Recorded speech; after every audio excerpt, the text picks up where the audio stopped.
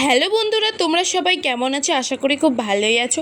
অনন্যার সংসারে নতুন একটা ব্লগে তোমাদের জানাই অনেক অনেক ভালোবাসা। কাল হচ্ছে আমার বোনের মেয়ের অন্নপ্রাশন।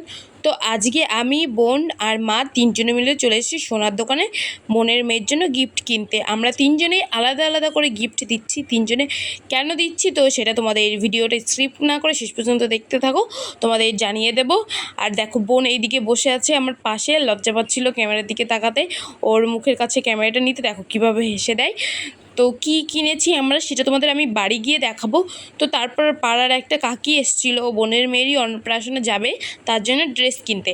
আমার তো এই প্যান্টটা খুব পছন্দ হচ্ছিল, কিন্তু এটা বড় হয়ে যাবে, ছোট সাইজ নেই, তো তার জন্য ওইটা নেবে না। কাকি আমার কাছে জিজ্ঞাসা করছিল যে এই যে লাল কালারের যে ড্রেস একটা নিয়েছে, তো কোনটা নেবে। তো কি নিয়েছি তো সেটা তোমাদের দেখিয়ে দিই। দেখো, এই আংটিটা আমার মা নিয়েছে। দেখো খুব সুন্দর লাগছে, ছোট্টের মতো দেখতে। আর প্রথমে ভেবেছিল কানের নেবে, কিন্তু কানের নেয়নি, কারণ আমি গিয়ে ক্যান্সেল করে দিলাম। যে ছোটো মানুষ কানের কবে পরবে কি না, আমার পছন্দ হয়নি কানের, কিন্তু আংটিগুলো দেখে খুব পছন্দ হলো, তো আমরা কানেরটা ক্যান্সেল করে আংটিটা নিলাম। আর এই বাজুটা, রূপোর বাজু, এটা নিয়েছি আমি। আর বোন নিয়েছে এই ব্রেসলেটটা নিয়েছে। আর আমরা তিনজনে কেন আলাদা আলাদা করে গিফট দিচ্ছি। দেখো, মা তো আলাদা দিচ্ছেই, আর আমি তো আলাদা দিচ্ছি, আমার বিয়ে হয়ে গেছে তো তার জন্য। আর আমার বোন আলাদা দিচ্ছে। মেন হচ্ছে বোন কেন আলাদা দিচ্ছে, বোন আলাদা দিচ্ছে কারণ ও এখন টিউশন পড়াতে শুরু করেছে, তো সবাইকেও কিছু না কিছু কিনে দিচ্ছে। জেঠুকে যেমন একটা গেঞ্জি কিনে দিয়েছে, বাবাকে কিনে দিয়েছে, মাকে শাড়ি কিনে দিয়েছে, আমাকেও মানে কিনে দেবে, এখনও কিছু দেয়নি। তো তার জন্য ও মানে ও বোনের মেয়ের জন্য বলে, প্রথম ভাগ্নি না ভাগনা, হ্যাঁ ভাগ্নি, তো ভাগ্নির জন্য আমি নেব। তো তার জন্য ও আলাদা করে নিল টিউশনের টাকা দিয়ে, ওর নিজের টাকা দিয়ে। তো তারপর আমরা পরের দিন সকালের খাওয়া দাওয়া সেরে আমরা বেরিয়ে পড়েছি। আর দেখো, মা কাকি টোটোতে উঠছে, এখন যাব বোনের বাড়ির দিকে। আর কোথাও গেলে না সকালের খাওয়াটা খেয়েই যাবে তোমরা, কারণ আমার বাবা বলে যে তুমি যদি বাড়ি থেকে খেয়ে যাও, তাহলে তুমি যে বাড়িতেই যাও, মানে আত্মীয় বাড়িতে, তুমি সেখানে গিয়ে আবার খাবার পাবে। আর যদি বাড়ি থেকে খেয়ে না যাও, তুমি যে ওইখানে গিয়ে খাবে, বাড়ি থেকে সেইখানে মানে গেলেই খাবার পাবে না। আর এই দেখো আমাদের পুচকু দেখো আজকে কত কি পড়েছে। 3টে চেন পড়েছে গলায়, 2টো সোনার চেন, একটা রূপোর চেন, 2 হাতে 2টো বাজু পড়েছে, কোমরে কি বলে কোমর বিছা পড়েছে, আবার পায়ে দেখো, পায়ে আবার নুপুর পড়েছে। খুব সুন্দর দেখতে লাগছিল। মানে জানি না, বাচ্চাদের প্রতি একটা আলাদাই মানে আমার একটা অনুভূতি কাজ করে।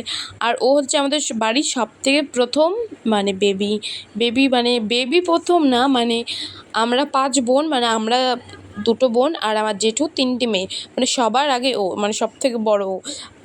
তো তারপরে দুপুরের খাবার খেতে শুরু করে দিয়েছি। কাকি ওই দিকে খাচ্ছিলো, ওই যে কাকির মেয়ে বোন, মাও খাচ্ছিলো। আমার পাশে ছিল কে, আমার মনে নেই আমার পাশে কে ছিল। আর আমিও খেতে বসে গেছি। তো খাওয়া দাওয়া কমপ্লিট, তো তারপরে চলে এলাম অন্নপ্রাশনে। যে মামা মুখে ভাত দিচ্ছিলো। আমার যেহেতু মানে আমাদের নিজেদের মানে নিজেদের বলতে মানে আমার 2টো বোন, আমার জেঠুরও ছেলে নেই, আমারও ভাই নেই, তো তার জন্য আমার পিসির ছেলে দাদা, তো পিসির ছেলেই মানে মুখে ভাতটা দিচ্ছিল, কারণ মামাতে মুখে ভাত দিতে হয় তো শুনেছি, তো তার জন্য দেখো সবাই এইদিকে দাঁড়িয়েছিল, আর ক্যামেরাম্যান ছবি তুলছিল, আর আমি একটু ব্লগিং করে নিচ্ছিলাম।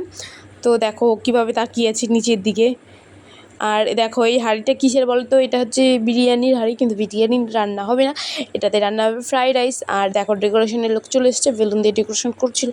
প্রথমে ও ভেবেছিল ফুল দিয়ে করবে, কিন্তু যেহেতু বাচ্চার অনুষ্ঠান, তো তার জন্য পরে ভাবলো যে বেলুন দিয়ে করলেই বেশি সুন্দর লাগবে, তার জন্য বেলুন দিয়েই করছে। তারপরে ওদের উপরের ঘরে চলে এলাম। আর এইখানে হচ্ছিল আমাদের সোনা মায়ের ফটোশ্যুট। তো দেখো ও খুব কান্নাকাটি করছিল, তো তার জন্য দেখো বোন শঙ্খ বাজাচ্ছে এদিকে, যেন ও একটু চুপ করে ফটোশ্যুটটা মানে ভালো মতন হয়ে যায়। আর কী ফটোশ্যুট হয়েছে তোমাদের সেটা আমি শর্টের মাধ্যমে শেয়ার করে দেবো।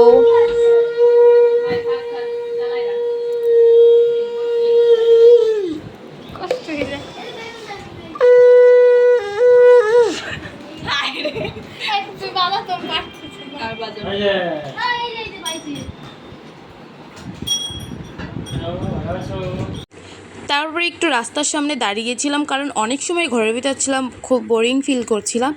তার জন্য একটু রাস্তার সামনে এসে দাঁড়ালাম। একটু পরে রেডি হতে যাব। দেখো সবাই রেডি হতে শুরু করে দিয়েছে অলরেডি।